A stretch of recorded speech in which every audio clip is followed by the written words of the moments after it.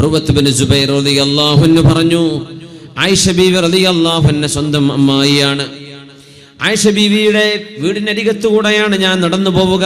എന്നും രാവിലെ ഉമ്മയോട്, ബീവിയോട്, മുഅ്മിനീങ്ങളുടെ മാതാവായ ആയിഷ റളിയല്ലാഹു അൻഹയോട് സലാം പറഞ്ഞ് ബീവിയുടെ അരികത്തിരുന്ന് ഒരല്പനേരം അവരുമായി സംസാരിച്ചു കൊണ്ടാണ് ഞാൻ എന്നും എൻ്റെ ജോലിക്ക് പോവാറുള്ളത്.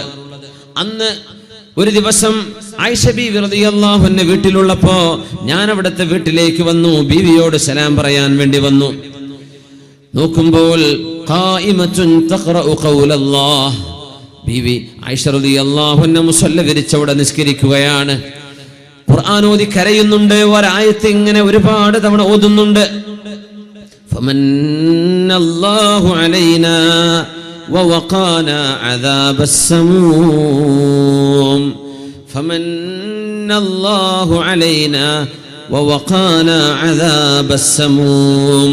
അല്ലാഹു നമ്മളോട് വലിയ നിഅമത്ത് ചെയ്തുവല്ലോ, അല്ലാഹു നരകത്തിന്റെ ശിക്ഷയിൽ നിന്ന് നമ്മളെ കാത്തുവല്ലോ എന്ന് നരകത്തിൽ കടക്കാതെ സ്വർഗത്തിലേക്ക് കടക്കാൻ പോകുന്ന ആളുകൾ സിറാത്ത് പാലം കഴിഞ്ഞാൽ പറയുന്ന വാക്കാണത്. വിശുദ്ധ ഖുർആൻ സൂറത്തു തൂറിൽ പറഞ്ഞ ഒരായത്ത്. ഫമന്നല്ലാഹു അലൈനാ, അല്ലാഹു നമ്മളോട് ഔദാര്യമാണല്ലോ കാണിച്ചത്. റബ്ബിന്റെ സഹായമില്ലായിരുന്നുവെങ്കിൽ നമ്മക്കൊണ്ട് ഇതാവില്ലായിരുന്നു.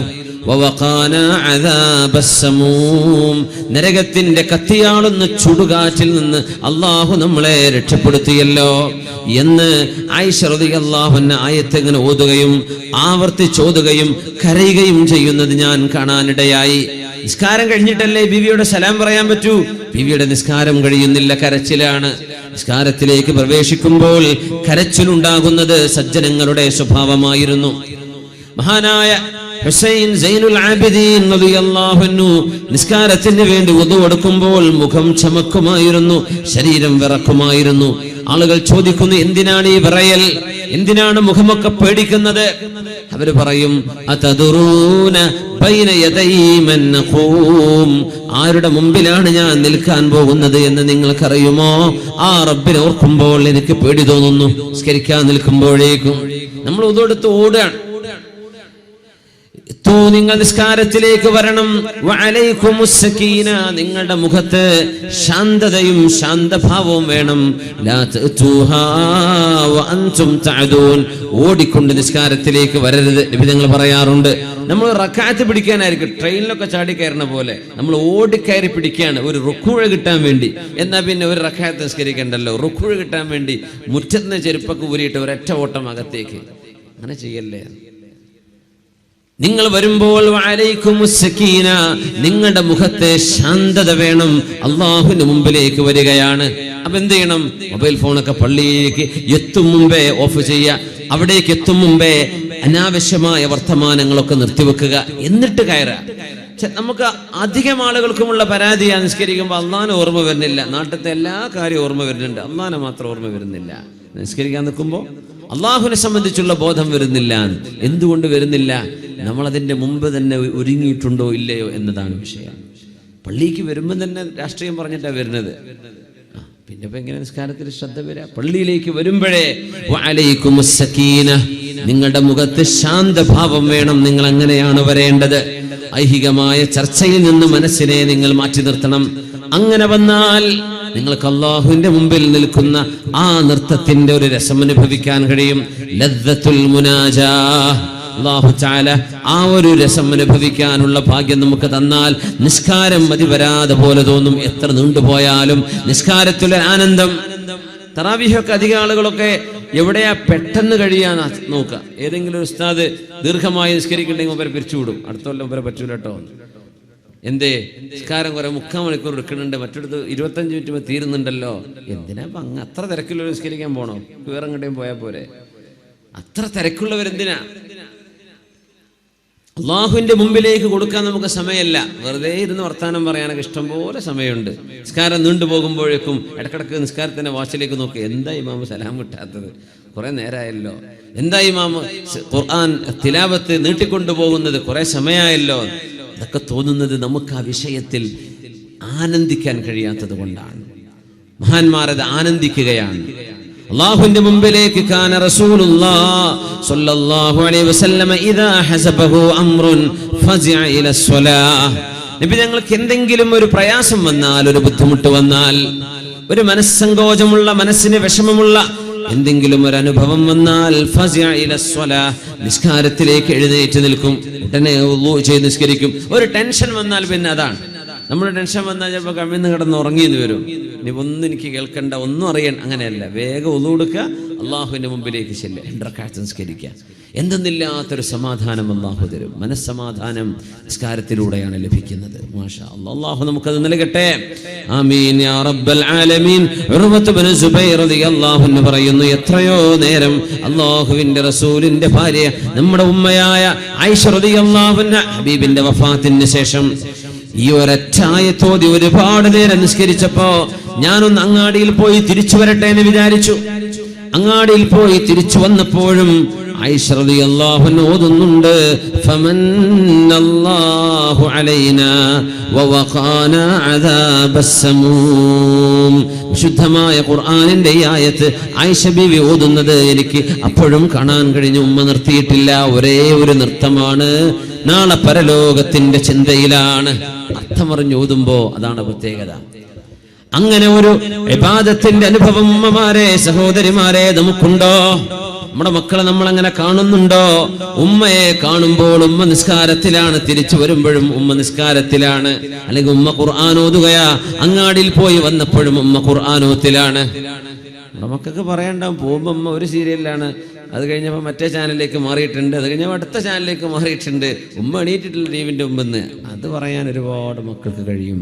ഈ അനുഭവങ്ങൾ നമ്മുടെ മക്കൾക്ക് കൊടുക്കാൻ പറ്റുന്നുണ്ടോ?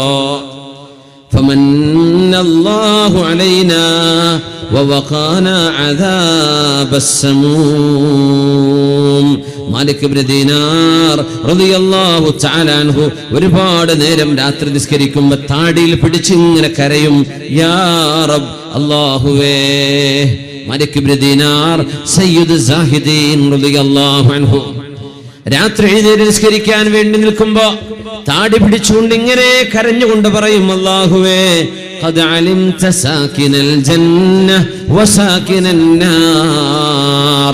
ആരൊക്കെയാണ് നരകത്തിലേക്ക് പോകുന്നതെന്ന്, ആരൊക്കെയാണ് സ്വർഗത്തിലേക്ക് വരുന്നതെന്ന് റബ്ബേ നിനക്കറിയുമല്ലോ. ഫഫി അയ്യി ദാറൈനി ദാറു മാലികിൻ മൻസിലു മാലികിൻ റബ്ബേ. ഈ 2 വീടുകളിൽ മാലിക്കിന്റെ വീട് ഏതാണെന്നൊന്ന് പറഞ്ഞു തരുമോ റബ്ബേ? ഞാൻ നരകത്തിലാണോ അല്ല സ്വർഗത്തിലാണോ?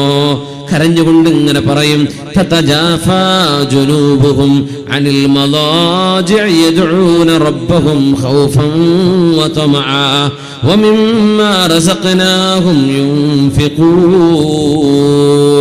എത്രയോ നേരം പാതിരാത്രിയോളം മാലിക് റളിയല്ലാഹു അൻഹുവിന്റെ ജ്യേഷ്ഠന്റെ മകൻ മഹാനവറുകൾ എങ്ങനെയാണ് നിസ്കരിക്കുന്നതെന്നറിയാൻ വേണ്ടി കട്ടിലിനടിയിൽ ഒളിച്ചു കിടന്നൊരനുഭവമുണ്ട്. രാത്രിയിൽ അമ്മാവന്റെ അല്ലെങ്കിൽ തന്റെ മൂത്താപ്പയുടെ നിസ്കാരം എങ്ങനെയുണ്ട് എന്നറിയാൻ കട്ടിലിനടിയിൽ പോയി കിടന്നു. ആ ചെറുപ്പക്കാരൻ പറയാണ്, മാലിക് ഇബ്നു ദീനാർ എന്നവർ വുദൂ ചെയ്ത് റൂമിലേക്ക് വരുന്നത് ഞാൻ അറിഞ്ഞു. ഞാൻ അവിടെ പാത്തും പതിഞ്ഞും കിടക്കുകയാണ്. നിസ്കാരമാണ് ഇതിന്റെ അകത്ത് നടക്കുന്നതെന്ന് എനിക്കറിയാം. അതിന്റെ രൂപമൊന്നറിയാൻ വേണ്ടിയാ ഞാൻ വന്നത്.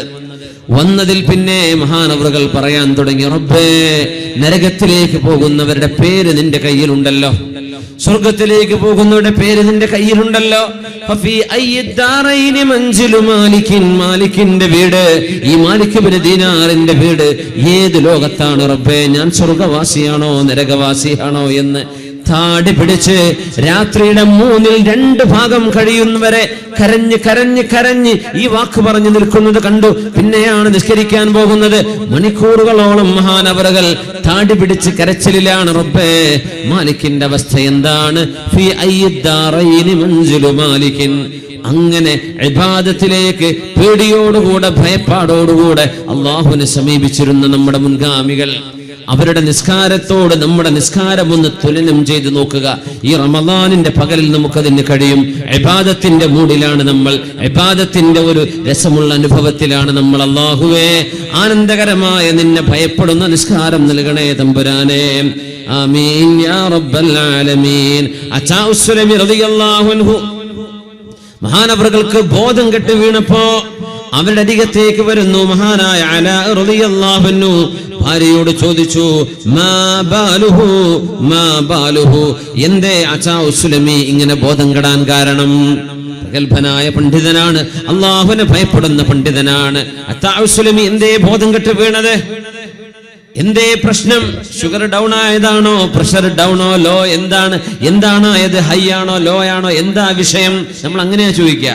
അത്താ ഉസ്ലമിയുടെ ഭാര്യയോട് വിഷയം തിരക്കിയപ്പോഴാ പറഞ്ഞത്, അയൽവാസികൾ കുറെ പഴയ സാധനങ്ങളെടുത്ത് കത്തിക്കാൻ വേണ്ടി തീ വെച്ചപ്പോ തീയാളി പടർന്നപ്പോൾ നരകത്തെ കുറിച്ച് ഓർത്ത് തലകറങ്ങി വീണുപോയതാണ് എന്റെ ഭർത്താവ് അത്താ ഉസ്ലമി എന്ന് ഉമ്മു ജഅഫർ റളിയല്ലാഹു അൻഹാ.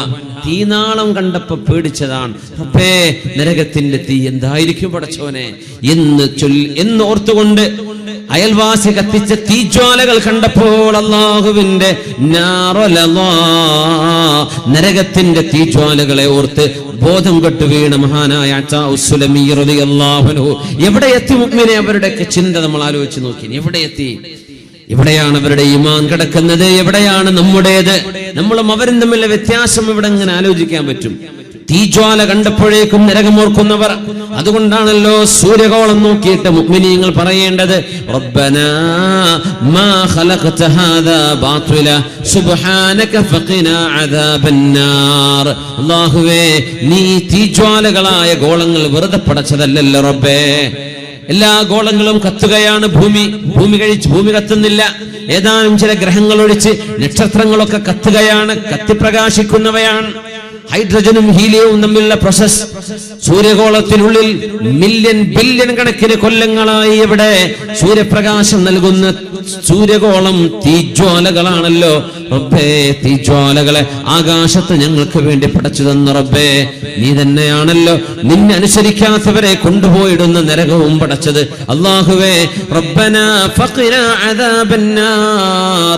സൂര്യഗോളത്തെ നോക്കി പറയേണ്ടത്, റബ്ബേ, ഞങ്ങളെ നരകത്തിൽ നിന്നും കാക്കേണമേ എന്ന് ദുആ ചെയ്യേണ്ടവരാണ് നമ്മൾ. സൂര്യഗോളം കാണുമ്പോൾ നരകം ഓർമ്മ വരണം. പ്രപഞ്ചത്തിൽ ഒരുപാട് ഗോളങ്ങൾ കത്തിക്കൊണ്ടിരിക്കുന്നവയാണ്. ബിഗ് ബാങ്ങിന് ശേഷം, മഹാവിസ്ഫോടനത്തിന് ശേഷം കത്തിജ്വലിച്ചുകൊണ്ടിരിക്കുന്ന തീജ്വാലകളാണ്. ഒരുപാട് ഗ്രഹങ്ങൾ, ഒരുപാട് ഗോളങ്ങൾ കത്തുകയാണ്. അള്ളാഹുവിന്റെ പ്രപഞ്ചത്തിൽ അങ്ങനെ എരിഞ്ഞ് പൊരിഞ്ഞ് തീജ്വാലകളാൽ നിറഞ്ഞു നിൽക്കുന്ന ഒരു നരകത്തിന്റെ കഷ്ണം പോലെ തീജ്വാലയായി നിൽക്കുന്ന തീച്ചൂളയാണല്ലോ നമ്മളീ കാണുന്ന സൂര്യൻ എന്ന് പറയുന്നത്. മില്യൺ കണക്കിന് കിലോമീറ്ററുകൾക്കപ്പുറത്ത് അള്ളാഹു കൊണ്ടുപോയി വെച്ചപ്പോൾ നമുക്കതിന്റെ വലുപ്പം ചെറുതായി കാണുന്നു. എത്ര ദൂരെയാണത്? എന്നിട്ടതിന്റെ ചൂട് എത്രയാണ്? അങ്ങനെയാണെങ്കിൽ സൂര്യഗോളത്തോടടുക്കുമ്പോൾ എന്തായിരിക്കും ചൂട്? അല്ലാഹുവേ, സത്യവിശ്വാസികൾ, മുഅ്മിനീങ്ങൾ, ഉലുൽ അൽബാബ്, ബുദ്ധിമാനികളായ ആളുകൾ പ്രപഞ്ചത്തെ കുറിച്ച് ആലോചിക്കുമ്പോൾ, നിന്നെ കുറിച്ച് ആലോചിക്കുമ്പോൾ നിന്നോട് ചോദിക്കുന്നത് ഫഖിനാ അദാബന്നാർ, നരകത്തിൽ നിന്നും ഞങ്ങളെ കാക്കണേ എന്ന് ചോദിക്കുന്നവരാണ് അവര്. മുഅ്മിനീങ്ങൾ അങ്ങനെയാണ് ചിന്തിക്കേണ്ടത്.